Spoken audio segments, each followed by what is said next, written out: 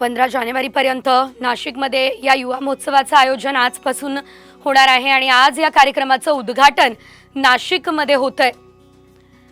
मोठी गर्दी या ठिकाणी सर्व नाशिककरांची आपण बघतोय आणि देशभरातून तरुण तरुणी या ठिकाणी पोहोचलेले आहेत। पंतप्रधान नरेंद्र मोदी काय बोलतात याकडे आता सर्वांचंच लक्ष असणार आहे।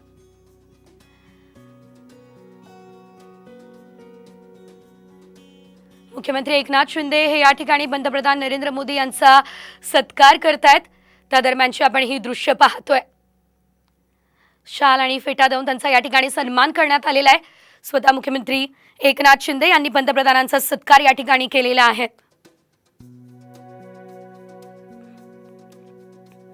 मिरची चौक ते स्वामी जनार्दन महाराज चौकापर्यंत पंतप्रधान नरेंद्र मोदी यांनी रोड शो काढला आणि अखेर आता ते तपोवनात दाखल झालेले आहेत। या ठिकाणी मोदींचा स्वागत सत्कार केला जात असल्याचं आपण या दृश्यांच्या माध्यमातून बघतोय आणि अगदी काही वेळातच ते नाशिककरांना संपूर्ण जनतेला संबोधित करणार आहेत।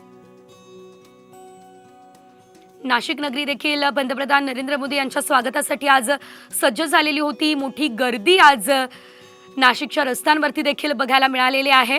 यानंतर आज हे तपोवनातलं जे मैदान आहे ते देखील भरलं असल्याचं, तुडुंब भरलं असल्याचं आपण बघतोय।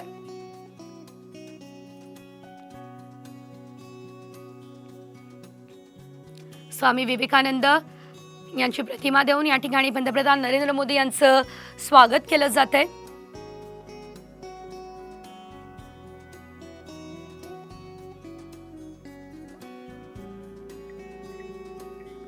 आता अगदी काही वेळातच पंतप्रधान नरेंद्र मोदी सर्व जनतेला संबोधित करतील आणि यामध्ये आता पंतप्रधान काय बोलतात याकडे सर्वांचं लक्ष असेल।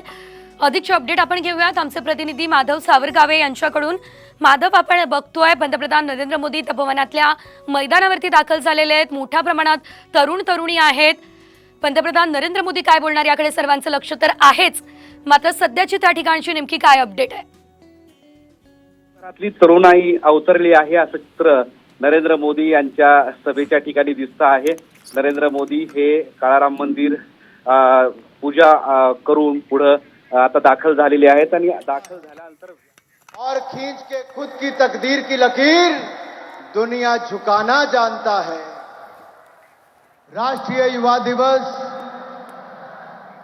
के शुभ अवसर पर हम सबके बीच में उपस्थित दुनिया के सर्वाधिक लोकप्रिय नेता, भारत के यशस्वी प्रधानमंत्री परम आदरणीय नरेंद्र मोदी जी, महाराष्ट्र के लोकप्रिय मुख्यमंत्री माननीय एकनाथ शिंदे जी, केंद्र सरकार में माननीय मंत्री डॉक्टर भारती पवार जी, युवा कार्यक्रम एवं खेल के राज्य मंत्री भाई निशित प्रमाणिक जी, महाराष्ट्र के उप मुख्यमंत्री अजीत पवार जी, महाराष्ट्र के उप मुख्यमंत्री आदरणीय देवेंद्र फडणवीस जी, मंच पर उपस्थित सभी माननीय मंत्रीगण, सांसदगण, विधायकगण और यहां पर उपस्थित हजारों की तादाद में मेरे प्रिय युवा साथियों, सबसे पहले तो मैं असंख्य युवाओं के प्रेरणा स्रोत हमारे पथ प्रदर्शक स्वामी विवेकानंद जी को उनकी जयंती पर नमन करता हूं, वंदन करता हूं। आज देश के 800 जिलों में जिला पे तो कार्यक्रम चल रहे हैं। 20,000 से ज्यादा स्थानों पर कार्यक्रम हो रहे हैं और यहां पर यह युवा महाकुंभ में कहना चाहता हूं कि आप सबकी ओर से देश के यशस्वी प्रधानमंत्री जी का एक बार अपने स्थान पर खड़े होकर जोरदार तालियों के साथ स्वागत, अभिनंदन करें।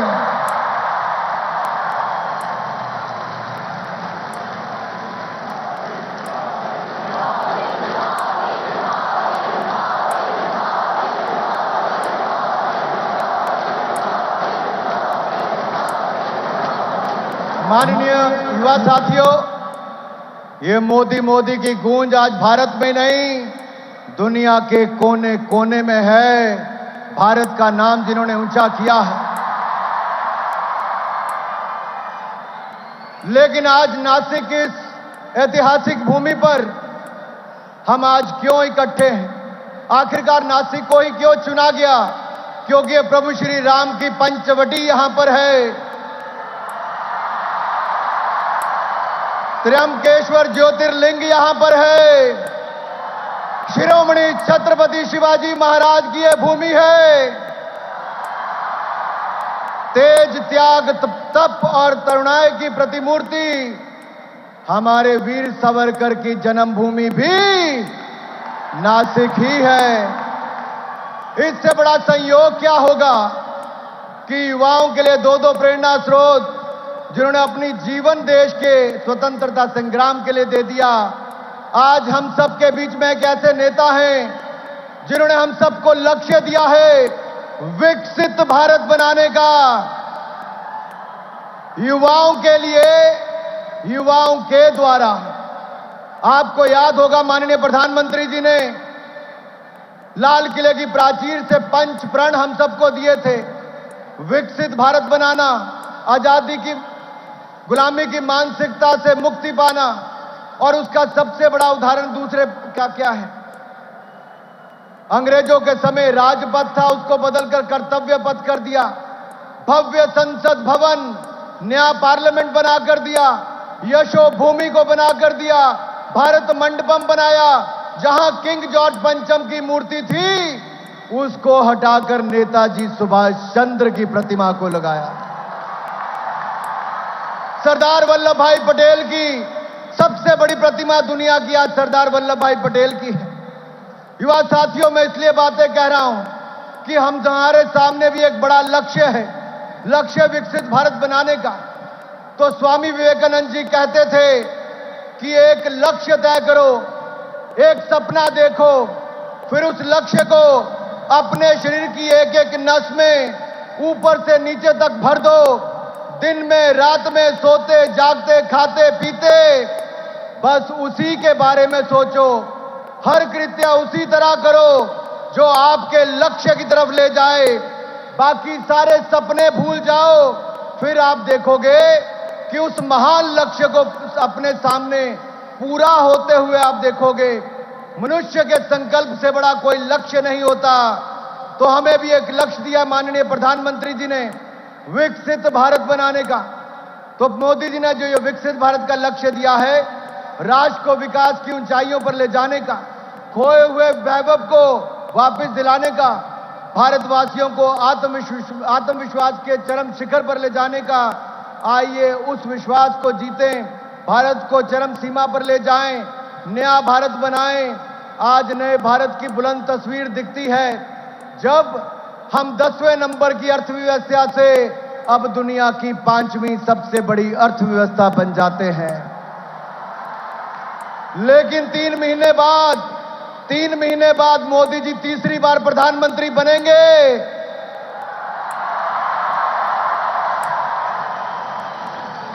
और जब तीसरी बार प्रधानमंत्री बनेंगे तो हम दुनिया की तीसरी सबसे बड़ी अर्थशक्ति बन जाएंगे।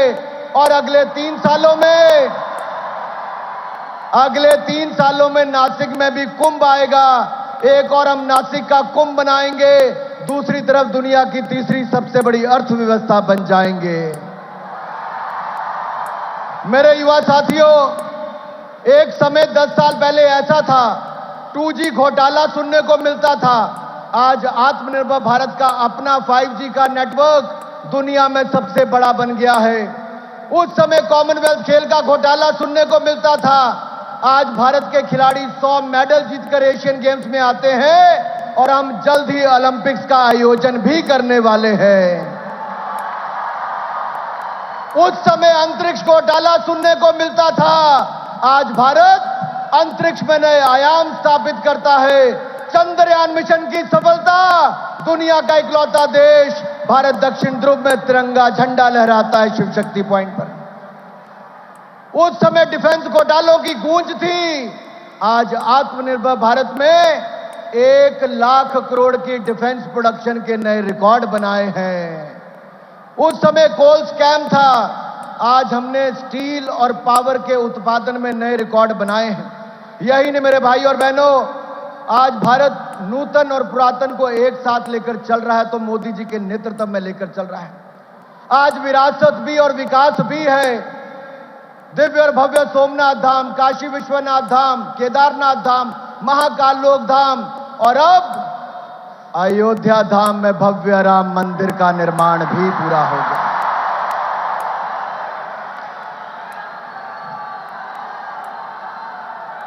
युवा साथियों, स्वामी विवेकानंद जी ने कहा था कि स्वस्थ शरीर में ही स्वस्थ मस्तिष्क निवास करता है। सो गीता को अगर हृदय से समझना है तो पहले फुटबॉल खेलो, मांसपेशियों को मजबूत करो। मोदी जी भी वही कहते हैं, खेलो India, fit India, drugs free India. Fit India ये मतलब फिटनेस का डोज आधा घंटा रोज और नशा मुक्त भारत का भी संदेश दिया है। एक अंतिम बात करके मैं अपनी वाणी को विराम देना चाहता हूं मेरे साथियों। आजकल कुछ लोग जातिवाद और क्षेत्रवाद का जहर घोल रहे हैं। मैं आपसे इतना ही कहूंगा, कंधों से ऊंची छाती नहीं होती, देश से बड़ी कोई जाति नहीं होती। दिया ही नहीं बचा तो बाती क्या करोगे? देश ही नहीं बचा तो जाति क्या करोगे? अरे पहले देश को तोड़ने वाले थे, आज जोड़ने वाले हैं।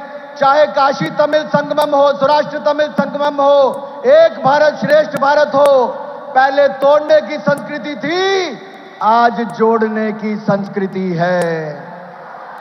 इसलिए हमें जाति धर्म संप्रदाय से ऊपर उठकर एक लक्ष्य विकसित भारत के लिए हम सबको जुट जाना है, अपने आप को खपा देना है। यही हमारा वीर सावरकर और स्वामी विवेकानंद जी को सच्ची श्रद्धांजलि होगी। युवा साथियों, घबराना मत, डरना मत, हौसले गिरने मत देना, क्योंकि हौसलों के तरकश में कोशिशों का वो तीर जिंदा रखो। हार जाओ चाहे सब कुछ, मगर फिर से जीतने की उम्मीद को जिंदा रखो। एक बार फिर इस शानदार कार्यक्रम के लिए आप सबका बहुत बहुत धन्यवाद। आयोजकों का बहुत शानदार कार्यक्रम किया है। और अगर आप विकसित भारत बनाने के लिए तैयार है कि नहीं? 25 साल देने के लिए तैयार है?